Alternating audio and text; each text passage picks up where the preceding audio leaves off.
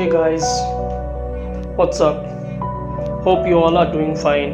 So, today's lesson that I'm going to learn is happiness and sadness are two state of minds. They are not natural. If one wishes, he may drive those out. Whenever there is a lack of happiness, that will bring you weakness and fear in the heart, and that's called sadness. Whenever you desire for something, whenever you wish for something, and it remains unfulfilled, that leads to your misery. Don't expect anything from anybody. Just be prepared for every situation. What can sadness do to you? What can grief do to you? Nothing. Trust me. Nobody is miserable by nature. If one wishes for, he can drive those out. Just as I learned in the first lesson that believe in God but not for name and fame. So today I want you all just to leave everything on that Almighty and just say this and just pray like this. I don't know what is good for me, but I trust you unconditionally. I know your will is good, but I don't know what will make me good. So I pray, let your will be fulfilled in me. Then you will see that you are ready to accept everything in your life. Joy will remain forever and sorrow will not touch you. Just remember one thing, don't be the reason of somebody else's grief. Don't be the cause of someone else's grief, and nobody will be the cause of your grief. Just remember these things. Happiness and sadness are just state of minds. We may serve the world in 1,000 ways, but we cannot destroy its misery until the sense of inadequacy be removed from the heart. I tell you a small story. There was a man who owned a beautiful house in the city. It was a very big house. It was very attractive.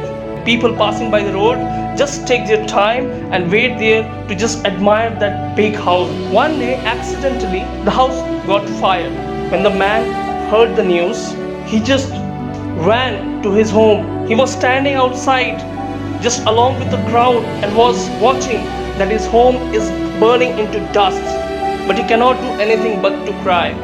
Suddenly, his youngest son came to him and said, "Dad, don't worry about that. We have already sold the house." The man had received many proposals earlier for selling that house, but he refused because he loved that house. But the moment his youngest son told him that don't worry, we have sold the house, immediately his all emotions were converted into normalness. That means when he saw that his house was burning, he was afraid. But when he heard that his house has been sold, his sorrowness, sadness is converted into happiness. Oh, at least I got the money.